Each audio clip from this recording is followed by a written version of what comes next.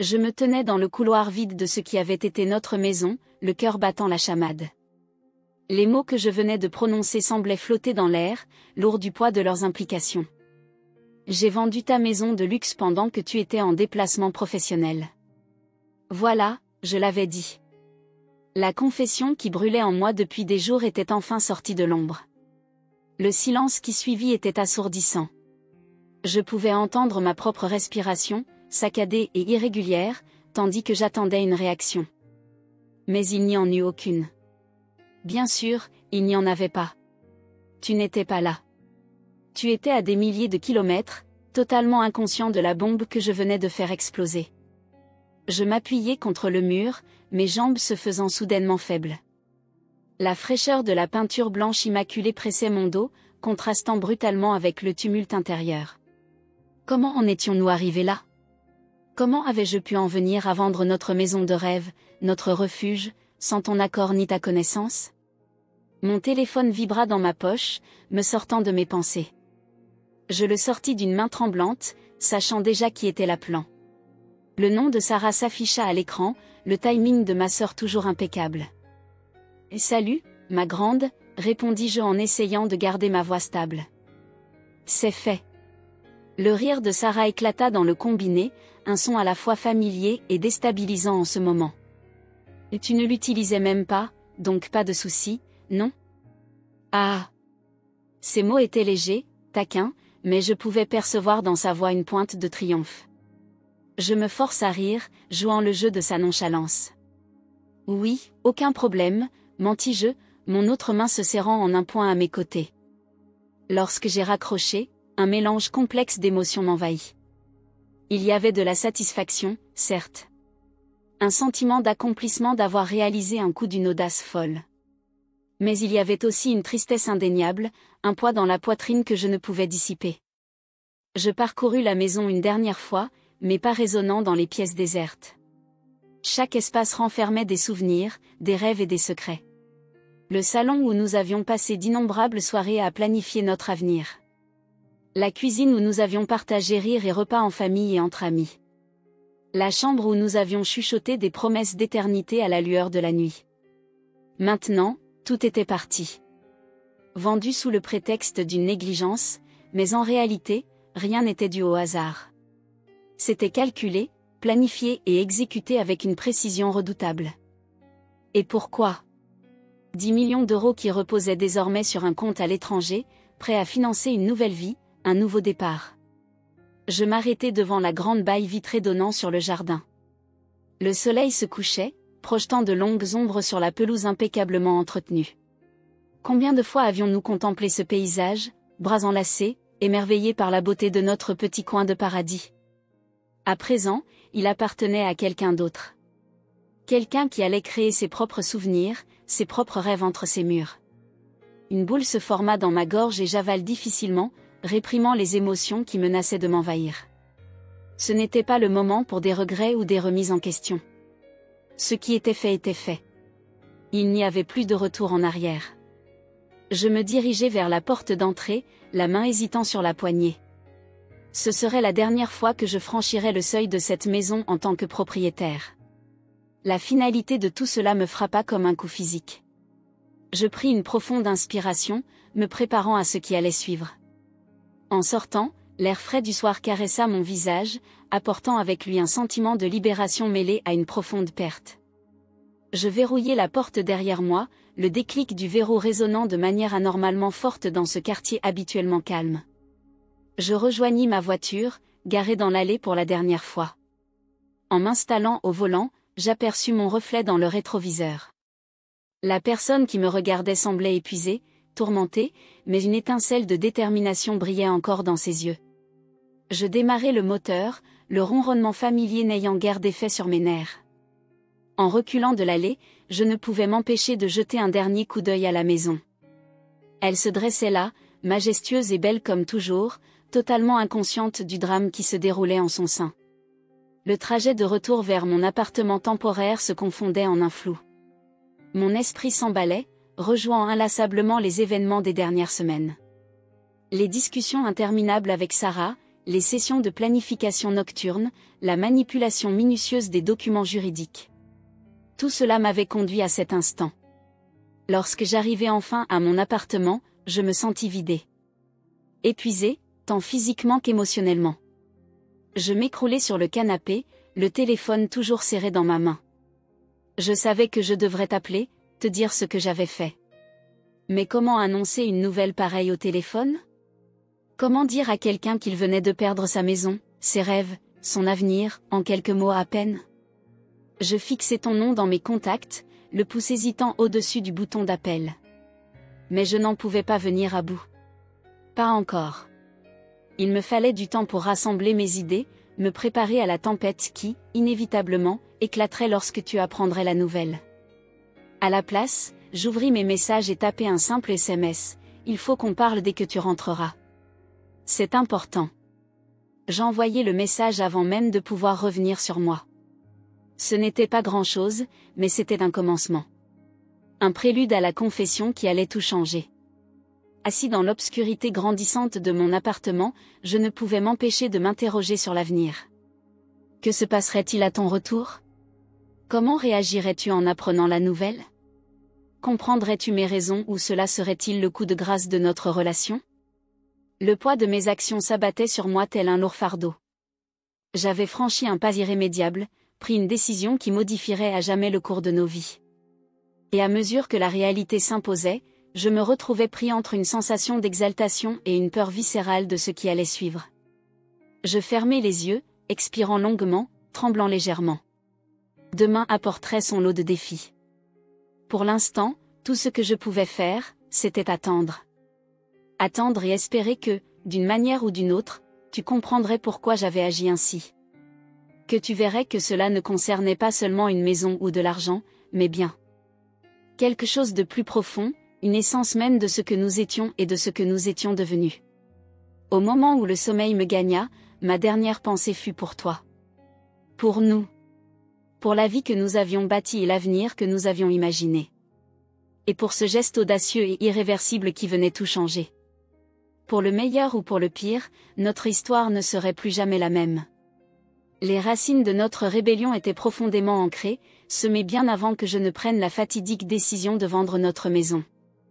Tout avait commencé par une fraîche matinée d'automne, il y a environ 1 an. Je me souviens être resté dans l'allée, les clés en main, prêt à partir travailler, quand quelque chose attira mon regard. Une petite touffe de mauvaises herbes avait surgi près du garage, leurs feuilles vertes, obstinées, perçant le gravier impeccable. C'était une chose infime, à peine perceptible pour quiconque. Mais pour moi, c'était le premier signe de cette négligence qui s'était lentement insinuée dans nos vies. Je m'agenouillai, caressant du bout des doigts ces feuilles rugueuses. Quand avions-nous pris soin de notre jardin pour la dernière fois? Quand avions-nous cessé de prêter attention aux petits détails qui faisaient de cette maison notre foyer? Ce soir-là, lors du dîner, je te mentionnais ces mauvaises herbes. Tu lèvas les yeux de ton téléphone, la surprise se dessinant brièvement sur ton visage. Oh, j'appellerai le jardinier demain, dis-tu avant de replonger dans tes mailles. Je t'observai quelques instants, m'interrogeant sur le moment où nous étions devenus ceux qui se déchargeaient de l'entretien de notre maison, trop absorbés par nos vies pour remarquer ces changements subtils. Les jours se transformèrent en semaines, et je commençai à observer notre environnement de plus près. Les surfaces, autrefois étincelantes, étaient désormais ternies par une fine couche de poussière. Les chambres d'amis, autrefois animées par les rires d'amis et de la famille, restaient silencieuses et désertes. Même la cuisine, jadis mon sanctuaire, semblait froide et impersonnelle. Un soir, errant dans les couloirs silencieux, je découvris une pièce que nous avions aménagée en chambre d'enfant il y a des années. Les murs d'un jaune pâle et le berceau vide étaient le triste rappel de rêves inassouvis. Je m'appuyai contre l'encadrement de la porte, une boule se formant dans ma gorge. Quand avions-nous cessé de parler d'avoir une famille? Quand nos vies surchargées et ambitions divergentes avaient-elles éclipsé l'avenir que nous avions imaginé ensemble? C'est vers ce moment que Sarah commença à venir plus fréquemment. Ma sœur avait toujours été l'esprit libre de la famille, celle qui remettait tout en question et vivait selon ses propres règles. Elle venait s'asseoir avec moi dans le jardin, contemplant la grandeur de notre demeure avec une admiration teintée de scepticisme. Et c'est une belle prison, N'est-ce pas, dit-elle un après-midi alors que nous sirotions un thé glacé sur la terrasse. Je la regardai, interloquée par ses paroles. Comment ça, une prison? Sarah désigna autour d'elle. Tout ça. C'est magnifique, ne te méprends pas. Mais regarde-toi, ma sœur. Quand as-tu vraiment pris le temps d'en profiter? Quand toi et Marc avez-vous passé un vrai week-end ici, à vous détendre et à être heureux? Ces mots me frappèrent comme un coup de poing. Je ne pouvais plus me souvenir. Cette prise de conscience me glaça le sang. Comment avions-nous pu en arriver là? Cette conversation avec Sarah sema une graine dans mon esprit. Une petite rébellion qui grandissait chaque jour. Et si nous n'avions pas besoin de tout cela? Et si cette maison, ce symbole de notre réussite, nous retenait en réalité d'une vie vraiment vécue? Je me mis alors à passer mes soirées à examiner les documents relatifs à notre maison. Les papiers hypothécaires, les contrats d'assurance, les taxes foncières. Chaque page racontait une histoire de fardeau financier, de responsabilité qui nous étouffait. Je commençais à voir la maison non plus comme un foyer, mais comme un actif, un bien de grande valeur laissé à l'abandon, accumulant la poussière avec nos rêves négligés. C'est lors d'une de ces nuits de recherches intenses que je découvris une clause dans notre contrat de propriété. Un véritable échappatoire. Une disposition qui me conférait, en tant que copropriétaire, le droit de décider de l'avenir de la propriété. Y compris sa vente. Cette découverte me traversa d'une bouffée d'excitation, suivie d'une vague de culpabilité. Comment pouvais-je envisager de vendre notre maison sans t'en parler? Mais la graine de la rébellion avait pris racine, et elle ne cessait de grandir. Le lendemain matin, j'appelai Sarah, la voix tremblante d'une peur mêlée d'exaltation. « Il faut que je te parle, dis-je. C'est important. » Nous nous retrouvâmes dans un petit café du centre-ville, loin des regards indiscrets de notre cercle habituel. Tandis que je lui exposais ma découverte et l'idée folle qui germait en moi, les yeux de Sarah s'écarquillèrent. « Tu es sérieux ?» murmura-t-elle en se penchant vers moi. « Tu envisages vraiment de vendre la maison ?» Je hochai la tête, le cœur battant la chamade. « C'est insensé, je sais. Mais Sarah, cette maison, ce n'est plus un foyer. C'est devenu un musée de ce que nous étions, de ce que nous voulions jadis. J'ai l'impression que nous sommes prisonniers d'une vie qui ne nous ressemble plus, mais nous avons trop peur de l'admettre. » Sarah se pencha en arrière, un sourire lent se dessinant sur son visage. « Eh bien, regarde qui a enfin décidé de secouer les choses. » Elle serra ma main. « Je suis avec toi, quoi que tu fasses. » C'est ainsi que commença notre conspiration. Appel téléphonique tardif, conversation à voix basse dans des recoins de restaurants bondés. Nous débattîmes de l'éthique de ce que j'envisageais, des conséquences potentielles et de la logistique d'un geste aussi audacieux. Bien sûr, il y eut des moments de doute. Des instants où l'ampleur de mon projet m'écrasait comme une vague. Je me retrouvais parfois dans notre chambre, regardant les photos de nous posées sur la commode. Des visages heureux, souriants, figés dans des instants de joie. Étais-je vraiment prêt à risquer tout cela? Mais ensuite, je me souvenais du silence qui emplissait désormais la maison. De la distance croissante entre nous, des promesses non tenues, des rêves que nous avions laissés filer. Et je savais qu'il fallait agir. Le déclic vint un dimanche pluvieux. Tu avais appelé pour dire que ton voyage d'affaires était prolongé d'1 semaine. Je me tenais à la fenêtre, observant les gouttes de pluie dévaler le verre, et je pris ma décision. Je contactai un agent immobilier de confiance, reconnu pour sa discrétion et son efficacité. J'ai besoin de vendre une maison, dis-je. Rapidement et discrètement. Les semaines suivantes furent un tourbillon d'activités, évaluation immobilière, négociations, paperasse. Tout se déroulait dans le secret le plus absolu, dissimulé derrière l'apparence de notre vie normale et confortable. Sarah fut mon roc tout au long de cette aventure, offrant soutien, conseils, parfois, un réveil brutal lorsque mes nerfs vacillaient. À mesure que la vente approchait, une étrange dualité d'émotions m'envahissait. Il y avait de la culpabilité, bien sûr. Le poids de la tromperie pesait lourd sur ma conscience. Mais il y avait aussi une sensation grandissante de libération. À chaque pas vers la finalisation de la vente, j'avais l'impression de me libérer de la cage dorée que nous nous étions construits. La veille de la signature définitive, je me tenais une dernière fois dans notre chambre. Je caressais le bois lisse de la commode, me rappelant le jour où nous l'avions choisi ensemble, plein d'espoir et d'enthousiasme pour l'avenir. Je suis désolée, murmurai-je à la pièce vide. Mais ce n'est plus nous. Nous avons changé. Et il est temps que nos vies évoluent aussi. En quittant la chambre, mon regard fut attiré par une lueur métallique sur la table de chevet. Ta bague de fiançailles, oubliée dans ta hâte de prendre ton vol. Je la ramassai, sentant dans ma paume le poids familier de ce symbole. Un instant, j'envisageais de la laisser là, un ultime geste symbolique pour marquer le départ d'une vie révolue. Mais finalement, je la glissai dans ma poche. Car malgré tout, malgré la rébellion qui grondait en moi et ce pas radical que j'allais franchir, une part de moi espérait encore. Espérait que tu comprendrais. Espérait que cet acte audacieux et téméraire serait le déclic pour nous retrouver. En refermant la porte de la chambre derrière moi, je pris une profonde inspiration. Les germes de la rébellion s'étaient transformés en une révolution totale. Et demain, tout changerait. Le jour de la vente se leva avec une clarté inattendue. Je m'éveillai au bruit persistant de la pluie frappant les fenêtres, la bande sonore naturelle des émotions tumultueuses qui m'envahissaient. Un instant, je restai allongé, écoutant la tempête dehors et le battement effréné de mon cœur. C'était le moment. Le jour où tout basculerait. Je me levai et accomplis ma routine matinale avec une précision mécanique. Chaque geste semblait empreint d'une importance nouvelle. En me brossant les dents, je ne pouvais m'empêcher de me demander si c'était la dernière fois que j'utiliserais ce lavabo. En préparant mon café, j'appréciais l'arôme familier, sachant qu'il pourrait être le dernier que je préparerais dans cette cuisine. L'agent immobilier, Hélène, devait arriver à 10 heures.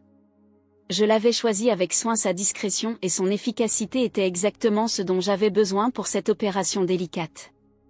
En attendant, je déambulais dans la maison, effleurant ici et là des surfaces, me remémorant des instants passés.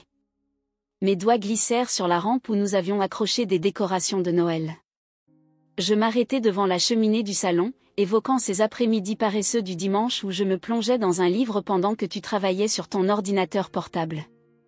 Chaque pièce renfermait une partie de notre histoire, et à mesure que je les arpentais, j'avais l'impression de dire adieu non seulement à une maison, mais à un chapitre de ma vie. Le poids de ce que j'allais faire s'installa lourdement sur mes épaules. Étais-je vraiment prêt ? Le tintement de la sonnette rompit mes rêveries. Je pris une profonde inspiration, me préparant. Il était temps.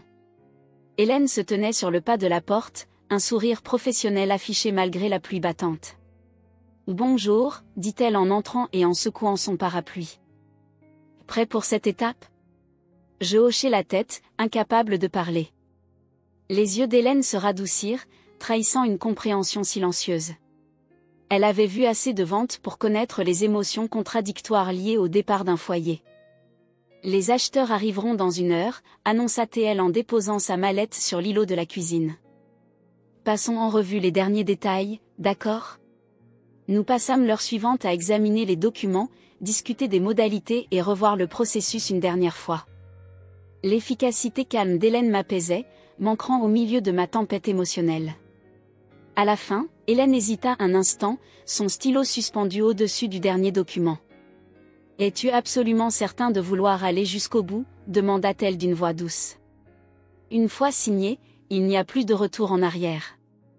Je regardais autour de moi, prenant conscience des plans de travail étincelants, des appareils dernier cri, de tous les signes extérieurs de la vie que nous avions bâtie.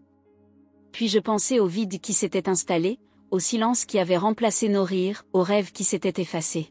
« Je suis sûre », dis-je d'une voix plus ferme que je ne me sentais. « Il est temps. » Hélène hocha la tête et nous signâmes les papiers. D'un simple trait de stylo, notre maison ne nous appartenait plus. La prochaine heure passa en un éclair.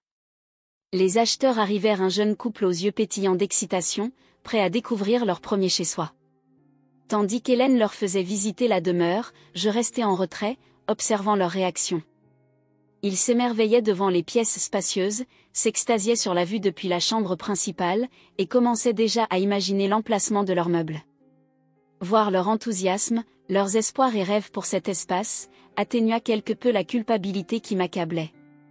Peut-être que cette maison deviendrait pour eux un véritable foyer, empli de l'amour et des rires qui nous avaient tant manqué.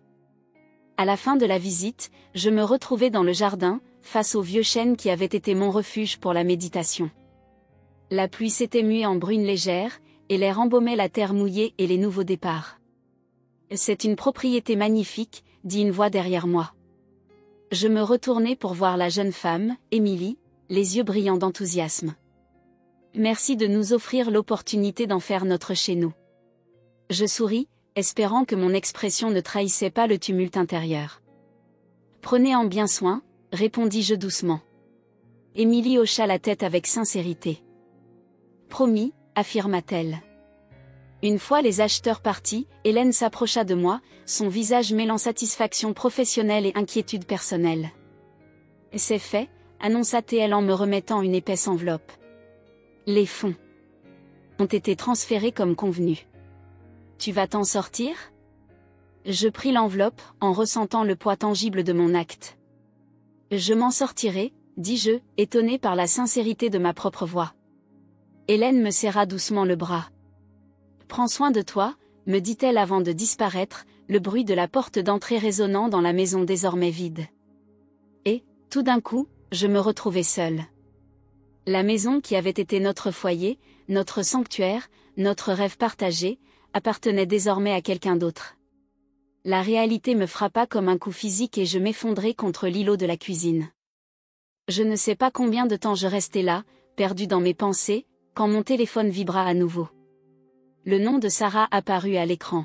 « Salut, ma grande », répondis-je d'une voix enrouée. « C'est fait. » Le rire de Sarah résonna dans le combiné, à la fois réconfortant et déstabilisant dans cette maison vide.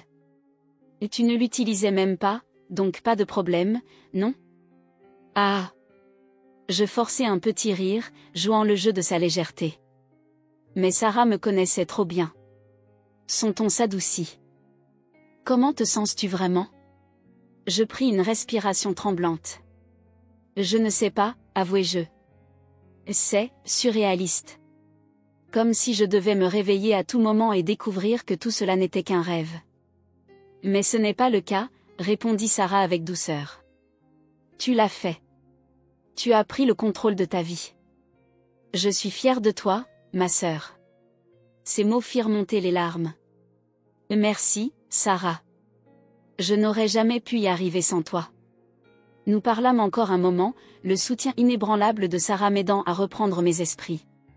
Une fois le coup de téléphone terminé, je me sentis plus stable, plus résolu dans ma décision.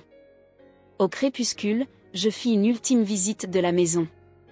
Dans chaque pièce, je me permets de me souvenir, de ressentir, de dire adieu. Dans le bureau, je repensais aux longues soirées de travail côte à côte, bâtissant nos carrières. Dans la salle à manger, je me rappelais des dîners entre amis, des soirées remplies de rires et de bon vin. Dans notre chambre, je me revoyais les matins paisibles, les conversations chuchotées, les promesses d'éternité. Enfin, je me retrouvais dans le hall d'entrée, le sac déjà prêt, déterminé à partir. Je pris une profonde inspiration, laissant mes yeux errer une dernière fois sur l'espace. Puis, avec une mélancolie mêlée de détermination, je franchis la porte et la verrouillai derrière moi. En marchant vers ma voiture, la pluie reprit, comme si le ciel lui-même marquait ce moment de transition. Je m'arrêtai, levant le visage vers les gouttes fraîches, laissant couler les larmes que je ne pouvais plus retenir. Dans cet instant, debout sous la pluie devant la maison qui n'était plus la mienne, une étrange paix m'envahit. Oui, j'avais pris une décision qui changerait tout. Oui, il y aurait des conséquences, des explications à fournir. Mais pour la première fois depuis longtemps, je me sentais véritablement vivant, maître de mon destin. Alors que je m'éloignais, regardant la maison rapetissée dans mon rétroviseur, je songeais à l'avenir. Que se passerait-il à ton retour de voyage ? Comment réagirais-tu à la nouvelle ? Comprendrais-tu mes raisons, ou cela scellerait-il définitivement la fin de notre relation ?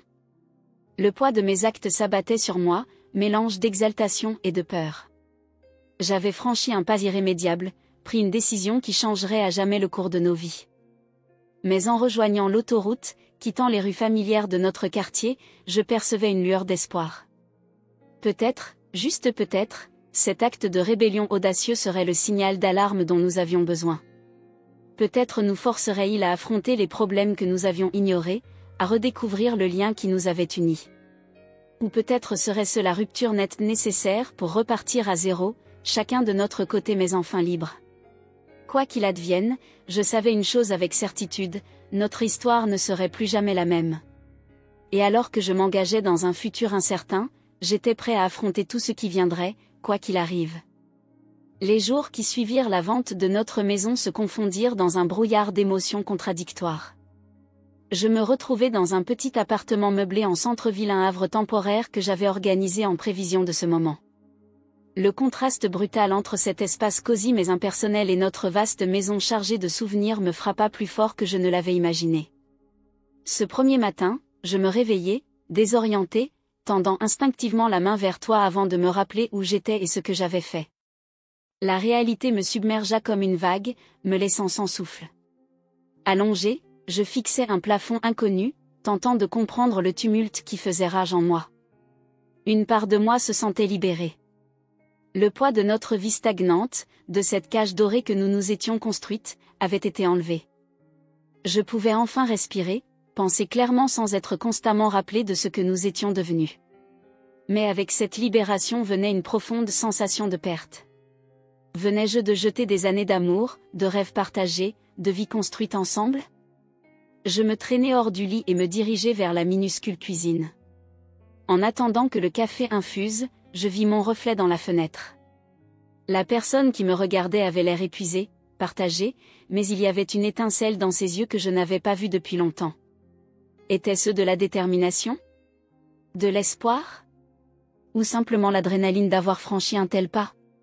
Mon téléphone vibra un nouveau message de Sarah. Elle prenait régulièrement de mes nouvelles, son soutien demeurant constant malgré l'espace qu'elle me laissait pour réfléchir. « Comment tiens-tu le coup ?» disait son message. Je rédigeais une réponse, tâchant de mettre en mots ce tumulte intérieur. « Ça va, je crois. » C'est étrange, comme si je vivais la vie de quelqu'un d'autre. La réponse de Sarah ne se fit pas attendre. « C'est normal. Tu as opéré un grand changement. Donne-toi le temps de t'adapter. » Le temps d'adaptation. Cette phrase résonnait en moi alors que je sirotais mon café, regardant le paysage urbain qui m'était désormais étranger. Combien de temps faudrait-il pour m'habituer à cette nouvelle réalité? Et que se passerait-il lorsque tu reviendrais, quand je devrais faire face aux conséquences de mes actes? L'idée de ton retour me plongeait dans une vive anxiété. Je n'avais toujours pas trouvé comment annoncer ce que j'avais fait. Chaque scénario que j'imaginais se terminait par la colère, la trahison, le dernier coup fatal à notre relation. Mais je repoussais ces pensées. Je ne pouvais rien changer, et ressasser ne changerait rien. Alors, je décidai de me concentrer sur le présent, de reconstruire ma vie pas à pas. J'explorais mon nouveau quartier, découvris un café tranquille où je pouvais travailler, un parc pour apaiser mon esprit. Je m'investis dans mon travail, reconnaissant de cette distraction bienvenue. Pourtant, dans les instants de calme, quand l'agitation de la journée s'éteignait et que je restais seul avec mes pensées, le doute revenait. Avais-je pris la bonne décision? La vente de notre maison était-elle vraiment la solution, ou avais-je simplement détruit tout ce que nous avions bâti lors d'un élan de rébellion? Un soir, environ une semaine après la vente, je me surpris à passer devant notre ancienne maison. Ce n'était pas prévu, mes pas me conduisirent sur des chemins familiers avant que je ne réalise où j'allais.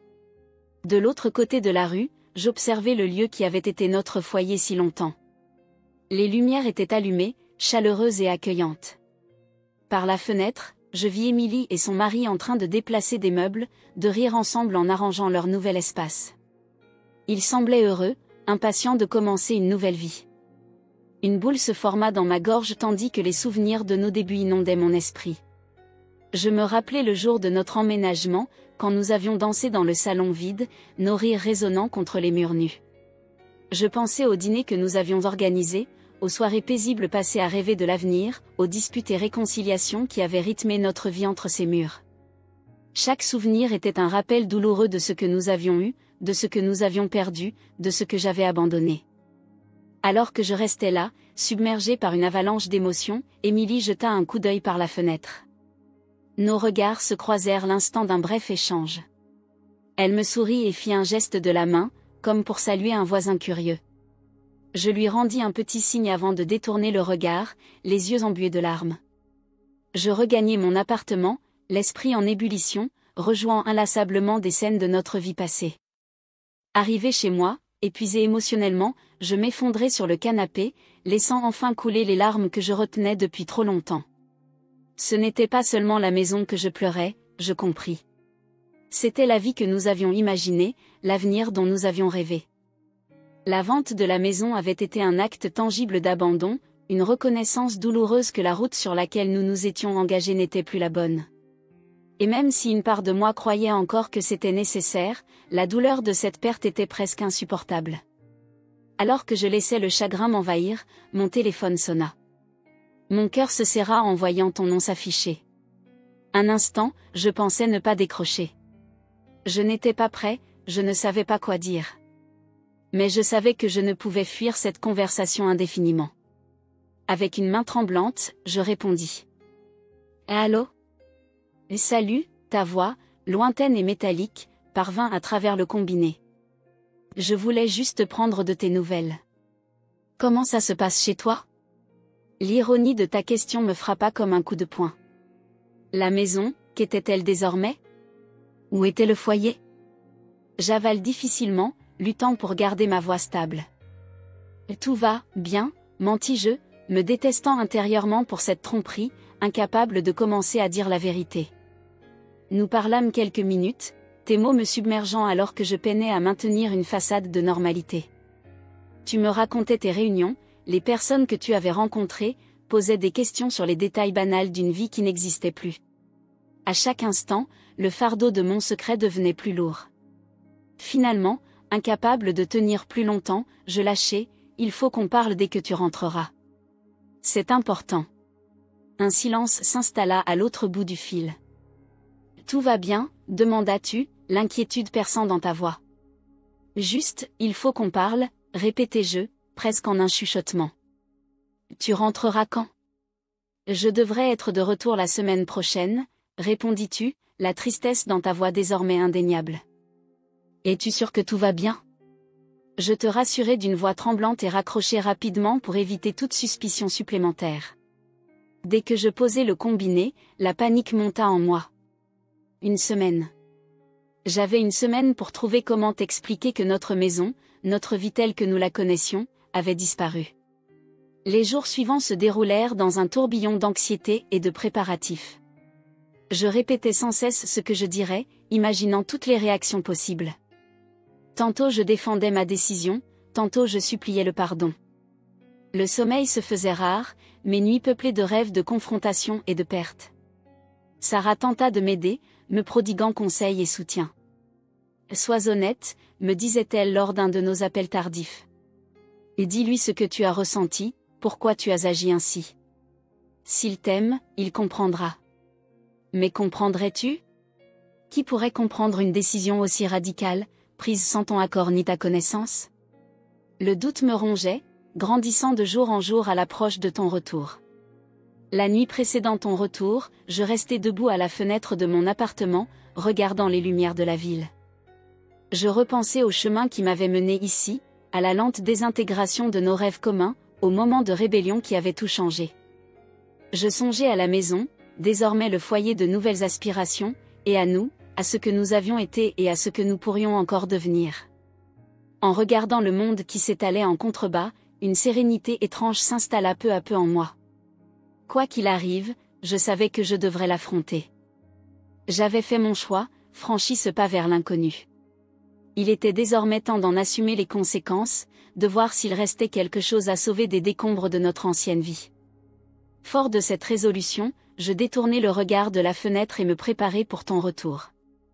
La tempête émotionnelle des dernières semaines m'avait meurtri, transformé, mais elle ne m'avait pas brisé. J'étais prêt à t'affronter, à t'expliquer, à lutter pour qu'on se comprenne, si ce n'est pour obtenir ton pardon. Lorsque le sommeil vint enfin m'emporter cette nuit-là, ma dernière pensée fut emplie d'espoir. Espoir que, de ce chaos d'émotions et de décisions, nous pourrions tracer une nouvelle voie. Ensemble ou séparément, mais enfin fidèles à nous-mêmes. Le jour de ton retour se leva, lourd d'une attente oppressante. Je n'avais guère dormi, l'esprit tourbillonnant d'hypothèses sur la confrontation à venir. Tandis que je regardais le soleil s'immiscer sur l'horizon depuis mon appartement temporaire, je me préparais mentalement à ce qui m'attendait. J'avais décidé de te retrouver à l'aéroport. Il me semblait injuste de te laisser revenir dans une maison vide, sans aucun avertissement, de te forcer à découvrir la vérité par toi-même. Me voilà donc, debout dans la zone des arrivées, le cœur battant si fort que je pensais que tous les passagers l'entendraient. Les minutes s'égrenaient douloureusement. J'observais les autres voyageurs sortir des portes, accueillis par des sourires chaleureux de proches et d'amis. Leur joie contrastait brutalement avec l'angoisse qui nouait mon estomac. Et puis, soudain, tu apparus. Tu avais l'air fatigué après ce long vol, mais ton visage s'illumina en me voyant. Pendant un bref instant, en te voyant marcher vers moi avec un sourire, j'en oubliais presque ce que j'avais fait. J'étais presque persuadée que nous pourrions retrouver notre ancienne vie. Mais la réalité me rattrapa dès que tu m'atteignis, ton sourire vacillant en remarquant ma posture tendue et mon expression grave. « Qu'est-ce qui ne va pas ?» demandas-tu, l'inquiétude supplantant la joie dans tes yeux. Je pris une profonde inspiration. « Il faut qu'on parle » déclarai-je, chaque mot pesant lourd sur ma langue. Mais pas ici. Allons dans un endroit calme. Le trajet vers un parc proche se déroula dans un silence pesant, la tension emplissant l'habitacle. Je pouvais sentir ton regard inquiet, mais je gardais les yeux rivés sur la route, craignant qu'en te regardant, je ne perde mon courage.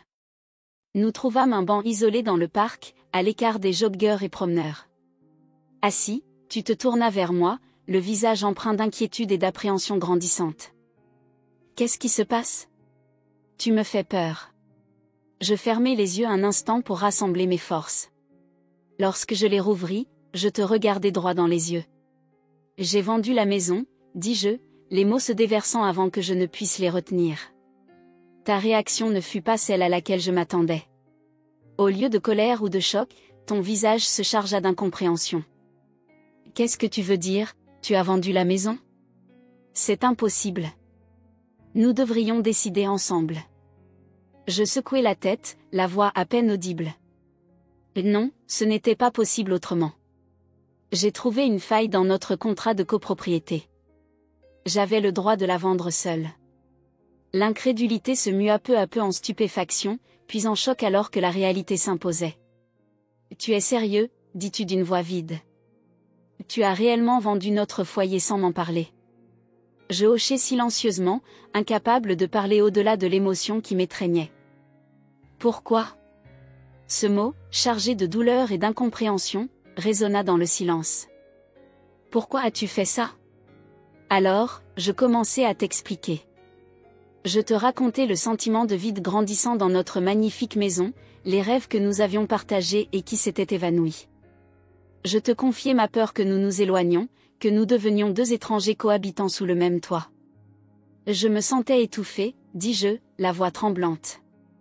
Cette maison était devenue le symbole de tout ce que nous avions perdu, de tout ce que nous n'étions plus. J'ai pensé que si je pouvais nous libérer de ce fardeau, nous pourrions peut-être nous retrouver. Ton visage se transforma en un tourbillon d'émotions, la douleur, la colère et la confusion se mêlant. Une fois que j'eus fini de parler, le silence s'installa longuement, et je retins mon souffle, attendant ta réponse. Je n'arrive pas à y croire, finis-tu par dire, la voix basse et tendue. Je n'arrive pas à croire que tu as pu prendre une décision aussi énorme sans me consulter. As-tu idée de ce que tu as fait ? La colère que j'avais imaginée commença à pointer, mais je compris que tu étais avant tout blessé. C'était notre maison, t'exclamais-tu, la voix se faisant plus forte. Nous avions construit une vie là-dedans. Nous avions des projets, des rêves. Et tu as tout jeté par la fenêtre d'un coup de tête ? Ce n'était pas un coup de tête, rétorquai-je, sentant ma propre colère monter. Cela fait des mois, des années même, que je ressentais cela. Mais tu n'étais jamais là pour en parler. Tu étais toujours absorbé par ton travail, toujours tourné vers le prochain grand projet. Quand avons-nous passé un vrai moment ensemble dans cette maison? Quand a-t-elle encore résonné comme un foyer et non plus simplement comme un lieu où l'on dormait? Mes mots te frappèrent comme une décharge. Tu reculas, la douleur remplaçant la colère dans tes yeux. Je travaillais pour nous, murmuras-tu. Pour nous offrir la vie dont nous avions toujours rêvé. Mais c'est justement cela, répliquai-je, les larmes commençant à monter. À un moment donné, nous avons perdu de vue ce qui comptait vraiment. Nous étions obsédés par la maison parfaite, les carrières idéales, une vie sans défaut sur le papier. Mais nous n'étions pas heureux.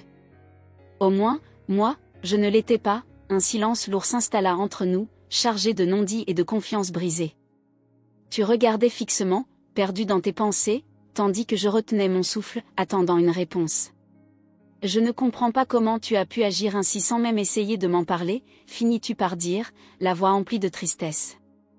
Je n'ai jamais su que tu te sentais ainsi. Pourquoi ne m'as-tu rien dit plus tôt? La question me transperça. Pourquoi ne l'avais-je pas fait? Étais-je tellement absorbé par mes propres tourments et mes projets que j'avais omis de communiquer, tout comme je t'avais reproché de l'avoir fait? Je ne sais pas, répondis-je, la voix brisée. J'avais peur. Peur de confronter nos problèmes, peur d'admettre que tout n'était pas parfait. Et puis, quand j'ai finalement décidé d'agir, j'avais peur que tu ne comprennes pas, tu laisses échapper un rire amer. Eh bien, tu avais raison, je ne comprends pas. Je ne comprends pas comment tu as pu faire cela sans essayer de me parler d'abord. Le silence reprit ses droits, lourd de regrets et de confiance érodée, tandis que la vie continuait autour de nous dans le parc. Des enfants riaient, des chiens aboyaient, des joggeurs passaient. Cette normalité me paraissait irréelle face au bouleversement de notre existence. Et maintenant, demandas-tu finalement, à peine audible. C'était la question que je redoutais le plus. Je ne sais pas, dis-je honnêtement. Je sais que je t'ai blessé, trahi ta confiance. Ce que j'ai fait est extrême, peut-être impardonnable. Mais je l'ai fait parce que je ne supportais pas l'idée de nous perdre, de voir notre amour s'éteindre dans cette maison vide. Alors que tu me regardais, vraiment me regardant pour la première fois depuis si longtemps, tu disais doucement, j'ai besoin de temps, pour assimiler tout cela, pour comprendre mes sentiments. Je hochai la tête, conscient de l'incertitude qui nous attendait. D'accord, murmurai-je. Tu te levas, récupérant le sac que tu avais laissé tomber sous le choc de mes révélations. Je vais aller chez Marc pour un moment, dis-tu, faisant référence à ton meilleur ami. Je t'appellerai quand je serai prêt à en parler davantage. Te voyant t'éloigner, mon cœur se brisa en 1000 morceaux. Une part de moi voulait courir après toi, supplier ton pardon, te convaincre de me comprendre. Mais je savais que je devais te laisser cet espace, de peur que la précipitation ne t'éloigne encore davantage. Je restai assis sur ce banc bien longtemps après ton départ, rejoignant inlassablement notre conversation. La douleur dans tes yeux, l'incrédulité dans ta voix, le sentiment palpable de trahison, tout cela me hantrait longtemps. Avais-je commis une erreur irréparable? Dans ma tentative de sauver notre relation, l'avais-je détruite? Lorsque le soleil commença à se coucher, projetant de longues ombres sur le parc, je me levai enfin, épuisé tant physiquement qu'émotionnellement. Mais derrière cette fatigue et cette culpabilité persistait une lueur d'espoir. Nous avions vraiment parlé pour la première fois depuis des lustres. Ce n'était pas facile, et ce n'était certainement pas comme je l'avais imaginé, mais c'était un début. En regagnant mon appartement, je compris que cette confrontation n'était pas une fin, mais un commencement. Qu'il s'agisse d'un nouveau chapitre pour nous ou d'un ultime adieu, le fait d'avoir enfin mis carte sur table était essentiel. Fini les secrets, fini les sentiments tus. Devant mon immeuble, je m'arrêtai, levant les yeux vers le ciel étoilé. Quoi qu'il arrive, une chose était sûre, rien ne serait plus jamais pareil. Et peut-être, juste peut-être, cela n'était pas entièrement négatif. On dit que le temps guérit toutes les blessures, mais dans les semaines qui suivirent notre confrontation dans le parc, j'appris que la guérison n'est pas linéaire. C'est plutôt comme une route sinueuse, ponctuée de progrès et de rechutes, et sans cesse confrontée aux conséquences de nos actes. Les premiers jours après ton départ pour chez Marc furent parmi les plus difficiles de ma vie. Le silence dans mon petit appartement était assourdissant, rappel constant du tumulte que j'avais provoqué. Je m'investissais dans mon travail, regardais des émissions à la télé, tout ce qui pouvait me distraire de l'angoisse de l'attente de ton appel. Lorsque finalement mon téléphone sonna et que ton numéro apparut, mon cœur faillit s'arrêter. Allô, dis-je d'une voix à peine audible. Il faut qu'on parle, annonça-tu d'un ton neutre. Peux-tu me retrouver au café de la rue de la République demain à 14 heures? J'acceptai, partagé entre soulagement et appréhension. Au moins, tu étais prête à discuter. C'était un début. Le lendemain, j'arrivai en avance au café, les nerfs en alerte. Quand tu pénétras dans l'établissement, je fus frappé par ta fatigue. Les dernières semaines t'avaient visiblement éprouvé. Tu t'installas en face de moi, les mains réchauffées autour d'une tasse de café fumant. Un long silence s'installa d'abord, lourd de tout ce qui s'était passé. J'ai beaucoup réfléchi, commenças-tu enfin en me regardant droit dans les yeux. À nous, à la maison, à tout. Je hochai la tête, trop ému pour parler. Ce que tu as fait, repris-tu, vendre notre maison sans m'en parler? Ça m'a profondément blessé. C'était comme trahir tout ce que nous avions construit. Tes mots me coupèrent le souffle, et je ne pus que reconnaître leur vérité. Mais, soupiras-tu, malgré toute ma colère et ma douleur, j'ai repensé à ce que tu m'as dit. À ce sentiment d'étouffement, à la distance qui s'était installée entre nous. Et j'ai compris, tu n'avais pas entièrement tort. Je te regardais, surpris.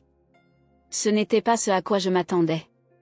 Nous étions tellement obsédés par l'idée d'une vie parfaite, d'une maison de rêve, de carrière exemplaire, que nous avions perdu de vue l'essentiel, nous. Tu marquas une pause, buvant une gorgée de café. Je ne peux pas cautionner ce que tu as fait, mais je commence à comprendre tes raisons. Un sentiment de soulagement mêlé de culpabilité m'envahit. Je suis tellement désolé, dis-je, conscient que ces mots ne suffiraient pas, j'aurais dû te parler. J'aurais dû chercher une autre solution. Tu hochas la tête, reconnaissant ma sincérité. Oui, tu aurais dû, mais je ne suis pas sans faute non plus. J'étais tellement absorbé par mon travail, à courir après le prochain succès, que je n'ai pas vu à quel point nous étions malheureux tous les deux. Nous passâmes plusieurs heures à discuter, à vraiment discuter, d'une manière que nous n'avions pas connue depuis des années. Nous évoquâmes nos peurs, nos frustrations, nos rêves, ceux que nous avions réalisés et ceux que nous avions abandonnés. Parfois, la conversation fut douloureuse, à force d'exposer nos problèmes, mais aussi profondément libératrice.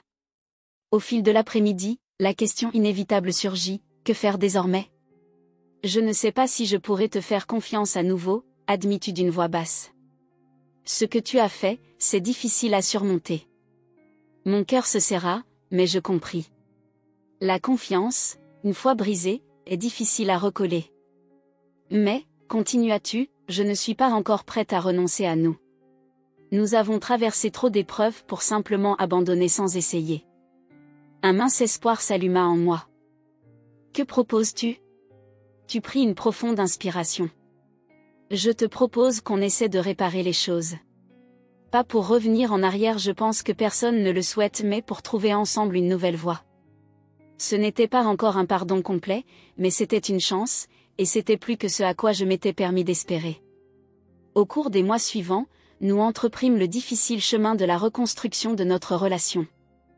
Nous consultâmes un thérapeute de couple, apprenant à mieux communiquer, à exprimer nos besoins et nos peurs. Nous nous efforçâmes de passer du temps de qualité ensemble, redécouvrant ce qui nous avait initialement fait tomber amoureux.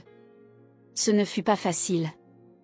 Il y eut des disputes, des doutes, des moments où la douleur et la trahison semblaient insurmontables. La perte de notre maison était une présence constante, un rappel tangible du prix de mes actes. Mais peu à peu, nous commencions à penser nos blessures. Nous durent également faire face aux conséquences pratiques de la vente. L'argent restait sur un compte immobile, sujet à de nombreuses discussions houleuses. Finalement, nous décidâmes de l'utiliser pour repartir à zéro. Nous trouvâmes un logement plus modeste, choisi ensemble pour refléter nos véritables besoins et aspirations. En emménageant dans notre nouveau chez nous, je fus frappé par la différence d'ambiance avec notre ancienne demeure. Moins grandiose certes, mais il nous ressemblait davantage. Nous y ajoutâmes ce qui avait vraiment de l'importance pour nous, créant un espace reflétant notre engagement renouvelé l'un envers l'autre et notre vie commune. Un soir, environ un an après ce jour fatidique, nous étions assis sur le balcon de notre nouveau logement, regardant le soleil se coucher. Tu te tournais vers moi, le regard pensif. Et tu sais, dis-tu doucement, je n'aurais jamais imaginé te dire ça, mais, d'une certaine manière, je suis presque contente que tu aies vendu la maison. Je te regardais, étonnée. Vraiment? Tu acquiesças. Ne te méprends pas, je ne suis pas heureuse de la façon dont tu as agi.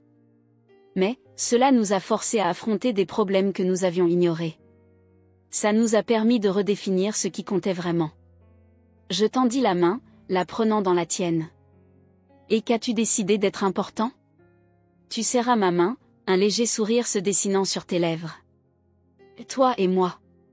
Pas la grande maison, ni les belles voitures ou les carrières Tapax en Draveleuil. Juste nous, construire une vie ensemble qui nous rende vraiment heureux. À cet instant, une vague d'émotion m'envahit. De la gratitude pour cette seconde chance, de l'amour pour ta capacité à pardonner, et une tristesse persistante pour ce que nous avions perdu en chemin. Je t'aime, murmurai-je. Et je te promets, plus jamais de décisions radicales unilatérales. Tu ris, un rire qui réchauffa mon cœur. J'espère bien. Mais si un jour tu te sens de nouveau prisonnier, promets-moi de m'en parler, peu importe la peur. Je hochai la tête, conscient que cette promesse serait la mienne priorité. Nous avions appris, à la dure, que la communication, l'honnêteté et la compréhension mutuelle étaient les piliers d'une relation solide. Alors que le crépuscule enveloppait le ciel, je réfléchissais au chemin parcouru, la confession audacieuse qui avait tout déclenché, la rébellion qui s'était muée en une décision bouleversante, l'exécution douloureuse de cette décision, l'après-coup émotionnel, la confrontation qui avait failli nous séparer, et finalement, cette résolution amère mais porteuse d'espoir. Notre histoire n'était pas parfaite. Elle était complexe, pleine d'erreurs et de regrets. Mais c'était aussi l'histoire de notre résilience, de deux êtres qui se battaient pour leur amour, même lorsque tout semblait perdu. En te regardant, voyant la détermination dans tes yeux, je savais qu'ensemble nous affronterions les défis à venir. La vente de notre maison de luxe avait marqué un tournant, un catalyseur qui nous avait contraints à regarder en face les fissures de notre relation. Le prix avait été élevé, mais en cet instant, dans notre nouveau chez nous modeste mais chargé de sens, je ne pouvais m'empêcher de penser que cela en valait la peine. Lorsque la nuit tomba et que les premières étoiles apparurent, je fis le vœu silencieux de ne jamais plus prendre notre amour pour acquis, de toujours privilégier la communication sincère, et de me souvenir que la chose la plus précieuse que nous possédions n'était pas une maison ou des biens matériels, mais la vie et l'amour que nous partagions. Notre chemin n'était pas terminé. D'une certaine manière, nous commencions tout juste. Mais pour la première fois depuis longtemps, j'étais rempli d'enthousiasme quant à l'avenir. Car quoi qu'il advienne, nous l'affronterions ensemble, plus forts et plus sages des épreuves traversées. Et c'était là, je le réalisais, la véritable signification du foyer.